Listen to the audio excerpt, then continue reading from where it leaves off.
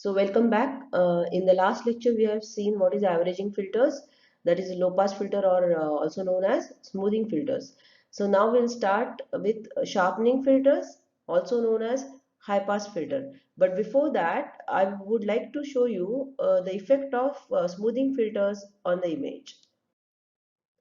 So here I have applied some algorithm or some filters using MATLAB. Okay, so here I am reading one image, test BMP. This is the input image, converting into the gray level, that is 24. This is 24-bit image. I am converting it into 8-bit image. Okay, and then I have added noise into it. Okay, this is a noise free image, right? So I want to add the noise, and then I want to study the effect of filtering on this. So this is a color image and this is gray level image which you got from here, and I have added noise to it. So which noise I have added? Gaussian noise. Okay, so Gaussian noise is evenly distributed in the entire image. Why we call it as Gaussian noise? If you remember in maths, you must have studied in calculus the shape. It's a bell shape, right? So variance sigma m. This is your mean. So mean plus or minus sigma gives you this bell shape curve. Okay. So this we will study in detail in image distortion. So right now you just try to understand that I'm adding some noise into the image. So this is a noisy image now. So after this, I want to apply a low pass filter or a smoothing filter, which is ideal low pass. Okay. So the mask which we have studied in the last lecture, 1/9 for all the three, 3/3 image, it was 1/9. Okay. Coefficient of the mask was 1/9. So here we are generating the averaging mask. The size of the mask is 3/3 using this built-in function f spatial.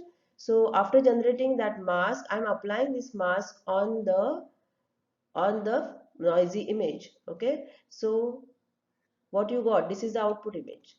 This is the filtered image. So here you can see the noise here is gone, like the image has become smooth. Okay, why this is happening? Because we are taking the average of the pixels and assigning it. Okay, so what is the disadvantage of this? The noise has reduced, but along with that, the edges, you can see the edges here, the edges has become edge here and here, they are blurred. Okay, why this is happening? Because we are taking the average of the values and assigning to it. So the difference is, when you take the average, the difference will be less, right? So that's why we see the blurring effect at the edges, and this is what we don't want. Okay, that is a disadvantage. We want to remove the noise, but while removing the noise, we should take care the edges should remain sharp. Okay, so now we'll see what is the effect of median filter on a salt and pepper noise. Okay, so I have again taken the input image, converted it into gray level image, then added some noise. This time I have added salt and pepper noise. On the bright background, you can see there are black pixels. On a black background, there are sorry, on white, yeah, correct. And black background, there are white pixels. So here we are adding 5% of noise in the image. Okay, and then we are applying a median filter. Why median filter? Because I told you last lecture, for removing a random noise, okay, or impulse noise. Okay, this median filter is the best filter. So you can see here the noise is gone, and along with that the edges are sharp. Okay, so to remove the salt and pepper noise or random noise or impulse noise, always median filter is used. Okay, there are different types of mean filters available. Okay, whatever we have seen, that is a local mean filters. What we are doing in that, we are taking the window in the neighborhood, whatever pixels are there, we are taking the average and assign it to a respective pixel. In non-local means, we are not taking only the nearby neighbors, but what we'll do here is, suppose I want to apply the filter on the hair, okay, on her hairs. So what I'll do, I'll take different samples of hair, and then all the pixels of uh, these samples, I will take the average, and whatever value I'll get, I'll replace all the hair pixels with that value.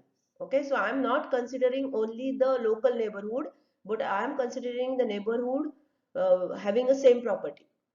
So that is the difference between the local means and non-local means. And see here, the edges and the edges are preserved, and effect is much more better than previous filters. If you want to know more, you can go through this site. Okay, in this here, the author has published his paper, as well as they have given their code and everything is given. You can just visit this site and see the results. So now we'll start with sharpening filters. We have discussed what is frequency in image. The variation in gray level is image, right? Is a frequency in image. So I gave you this example. If this is white, this is black, or any other color variation. Okay. So when you travel like this, you will get this white, black, white. This is what we studied in last lecture. So in sharpening filters, we are interested in edges. We want to extract edges, maybe for some other applications or just for display purpose. So what is the principal objective of the sharpening filter? Highlight fine details in an image or to enhance details that has been blurred. Okay, whether this is possible or not, that we will discuss later on. So in sharpening filters, what we do is we take this, suppose this is your image, this is the image. Okay, this is black and this is white. So what is expected after applying the sharpening filter? We expect that the background and the foreground remains same, and only the edges should get sharpened. Okay, this is our expectation. So what we are going to do in DSP, you have studied this. This is ideal high pass filter, right? This is the cutoff frequency, this is amplitude. So after the cutoff, whatever is there, that you are going to allow, and before that it's a attenuation band. So in image also, what we are going to do is wherever there are high frequency components present. So in this image, where is the high frequency component present? At the edge, right? There is a sudden change here. So suppose this is a binary image, this is 0, this is white, no? So this is 1, this is 1, and this is 0. So there is a sudden transition. If I plot a gray level profile of this line, what I'll get? This is white, sudden change, black, then white, right? So at these edges, there is a high frequency present. Why? Because there is a sudden change, sudden discontinuity of the gray level values or intensity values. So this we want to pass, and remaining everything I don't want to pass. So wherever there are homogeneous areas, homogeneous means having the similar intensity values, that we are not going to allow, and wherever there is a transition or wherever there is a high frequency component present, that we are going to allow. So what will happen naturally? I am saying that wherever there is a constant gray level values, we are not going to allow, means we are going to assign 0. Okay, and wherever there is a change or there is a transition, there is sudden change, only that I am going to allow, so that will be 1. So what is 0 now? 0 is black. Okay, so when you apply sharpening filters, what we are getting is we are getting the entire image black. Only wherever there is a edge, I am getting the edge. Okay, remaining everything will be black. Why black? Because we are assigning 0 to that. We are not allowing to pass the homogeneous area, we are going to allow only the edges. Okay, so this is the output of high pass filter. But are you interested in getting this type of image? No. What we are expecting, we want original image with sharpen sharpened edges. Okay, right now we are just getting sharpened edges with black featureless background. So how to get this, that we will study. Okay, so right now you just remember that high pass filter allows only the high frequency components to pass. What are the high frequency components in image? The sudden change, maybe edges, maybe a bright pixel on a dark background or dark pixel on a bright background, okay, which contributes to high frequency components. The remaining low frequency components we are not going to allow. So where we use this electronics printing, medical imaging, industrial inspections, in military systems, okay, many applications we use these high pass filters. So there are three categories of sharpening filters: basic, high pass, then derivative filters. In that we are going to study what is Laplacian and gradient filter, and the third is high boost filtering. So you know now, you must have studied that averaging is analogous to integration and causes blurring. So differentiation is expected to have opposite result and sharpen an image. So derivative is for sharpening and averaging is for smoothing. So sharpening filters depends on first and second order derivatives. And derivatives in digital function is defined as a difference. So whenever I say derivative in discrete domain or digital domain, then it's a difference always. So first order derivative is given by this formula f of x plus 1 minus f of x. So this is one dimensional I have shown, but in image we will have two dimensional, right? With respect to x, with respect to y. And the second order derivative will be f of x plus 1, f of x minus 1 minus 2 of fx.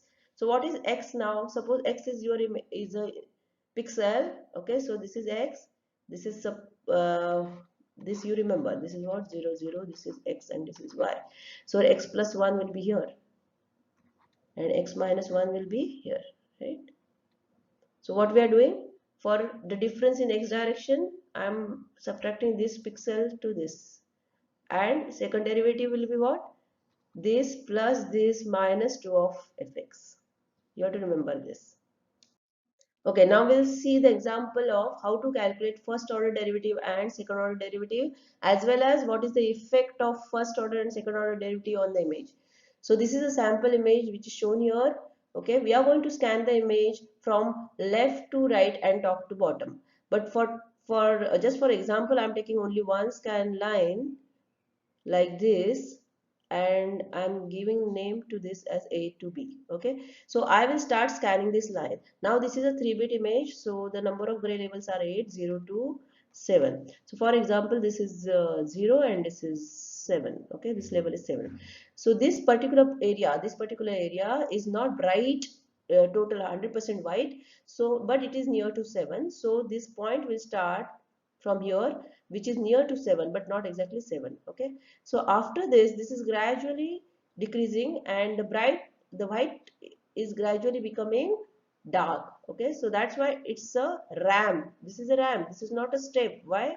If there is a sudden change, then there will be a step signal, but otherwise when it's a gradual change, you will have this ramp. Okay, then after this particular point, till this bright spot, there is a constant gray level value which is black, so I'm getting black over here. Okay, so after this, and there is a sudden change, that is here. Why sudden change? Because there is a bright pixel on a black background, so I'm getting an impulse over there. Okay, sudden change, but again it's not exactly 7, it is near to 7, so I will plot like this. Then again you are getting a constant black value, so here it will be black, and there is again a pulse over here. Okay, it's not very bright because of line or age. You are getting these values which is near, this is approximately around equal to maybe around 3 or 4 values, and then after that again there is a black patch, so I'm getting this. Here you can see there is a sudden change. There is a sudden change from black to white. There is no gradual change. Okay, sudden change from black to white. That's why it is represented by a step signal here. Okay, this is step. This is what? Ramp. Okay, so whenever there is a change, gradual change, it's a ramp. When there is a sudden change, it's step. Now, this gray level profile, we are going to give the values to it. Okay, so this is a simplified profile. Here I have we have shown the author has shown the gray level profile where the gray level values are from 0 to 7, and this is called as a image strip. Okay, so these values, what is the value here? 5 5, that is written here, 5 5.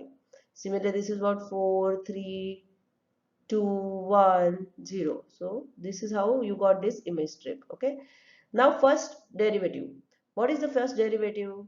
First derivative says that f of x plus 1 minus f of x. Okay, so what is f of x plus 1 here? F of x plus 1 minus fx is minus 1, right? 5, 4 minus 5 is minus 1. 3 minus 4 is minus 1. Okay, then 2 minus 3 is minus 1. So similarly you will get this. So this is your first order derivative. In second order derivative, what we said, f of x plus 1 plus f of x minus 1 minus 2 of fx. Okay, so here you apply this formula and you will get this. Okay, so what it is showing is the first or the second order derivatives does not exist here on the RAM.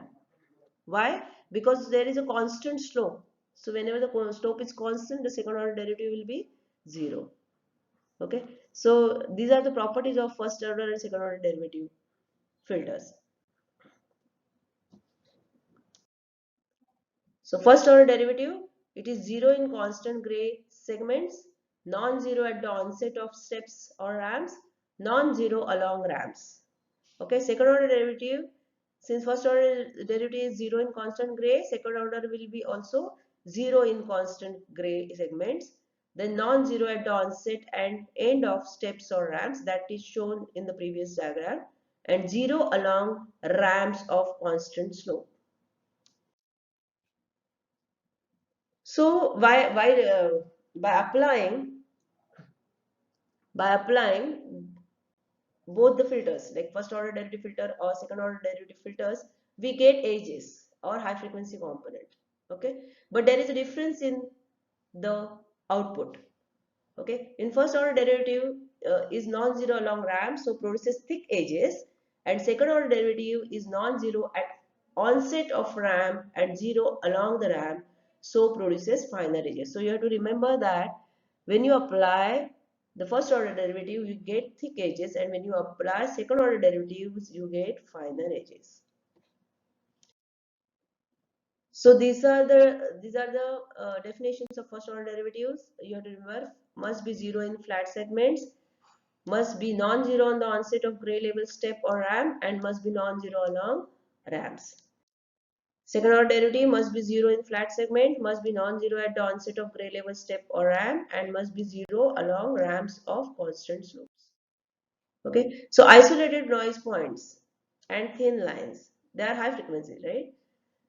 A second order derivative is much more aggressive than first order in sharp changes. So second order derivative enhances fine details, including noise, much more than first order derivative. So if the image is noisy and if you apply second order derivative filter, the noise will enhance. Okay, so you have to take care. How to do that? That I will explain you. Okay. Then first order derivative has stronger response to a gray level step, and second order derivative produces a double response at step changes in gray level. The second order derivative has a transition from positive to negative. In an image, it shows as thin double line. So if you are getting confused uh, due to all these things, you have to just remember that first order derivative filter, whenever you apply, you will get thick edges. Second order derivative filter, when you apply, you get a finer edges. Then if suppose in the image there is a line like this, okay, if there is a line like this, in first order derivative you will just get the image with a line like this, but in second order derivatives we will get double response. Why double response? From white to red there is a transition, from red to white there is a transition, so you'll get a fine edge, but there will be two lines like this near to each other. So this is a second order derivative and this is first order derivative. Okay. That's why it is written right, written here. There are double lines, thin double lines. And second order derivative is sensitive to noise. These things you have to remember. Second order derivative have stronger response to a line than a step and to a point than a line. Okay. So depending upon the application, we will decide what type of filter we want to apply on the image. The second order derivative is best suited because its ability to enhance fine details, and the principle of use of first order derivative in image processing is for edge extraction. So whenever you are interested in only detecting edges or extracting the edges, we generally use first order derivative filters. And if you want to boost or enhance the fine details, that time we are going to use the second order derivative filter. Okay. Now, just now I said that when you apply the when you apply the second order derivative filter, the if the image is noisy, the noise will be enhanced. So is it a advantage or disadvantage? This is a disadvantage, right? So what we have to do is, what is the solution for this is, first you have to apply the low pass filter to remove the noise. After removing the noise, you will apply second order derivative filter to boost up the edges. Okay, so generally that filter is known as LOG. Okay, what is LOG? Laplacian of Gaussian. Okay, I am writing here Laplacian of Gaussian. So what is Gaussian filter? That just now in the beginning we saw, it's a averaging filter, smoothing filter. And what is Laplacian? It's a second order derivative filter.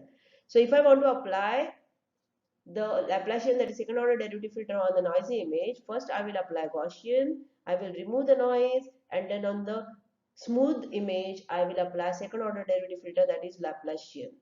Okay, this you have to remember, LOG, Laplacian of Gaussian. Okay, so now we'll see what is a mask generally used for ideal high pass filter. So this is a mask which we generally use. Okay. Now here you can see that the sum of all coefficients, okay, sum of all filter coefficients is equal to 0. What was there in the averaging filter? The sum of all coefficients was equal to 1 for low pass. For, for sharpening filters, the sum of all coefficients will be 0. That you have to remember always. Okay. Now can I say that original image equal to high pass filtered image plus low pass filtered image? I can say this if and only if and only if the cutoff is same. Like this is your cutoff for low pass, and if this is a cutoff for your high pass, and if I add these two, I'll get original signal, right? Yes or no? Because the cutoff is same. Then only you will get the entire signal back. So the mask which I have shown 1 by 9 for smoothing filters, ideal low pass. If you use this mask for low pass filter, and if you use this mask for high pass filter, then only this is true. Okay, so in the exam they may ask you, prove this original image equal to high pass filtered image plus low pass filtered image, and they have given you one image matrix. So you have to apply the low pass mask on that, then high pass mask on that, and then add both the results and show that original image equal to high pass filtered image plus low pass filtered image. Okay, this is what I said just now. The sum of all the coefficients is 0, indicating that when the filter is passing over regions of almost stable gray levels, the output of the mask is 0. This is what I told you. What I told you, if the image is having this, only at the edges I want the output, remaining all homogeneous area, I want to pass 0. So that's why the sum of all the coefficients is equal to 0. Some scaling or clipping is involved. Why? Because for okay, whatever operations we have discussed till today, like negation, thresholding, anything, okay, you have to take care that your image values should not go beyond 255. If it is going beyond 255 or less than 0, you have to apply some sort of scaling. That's what I want to say.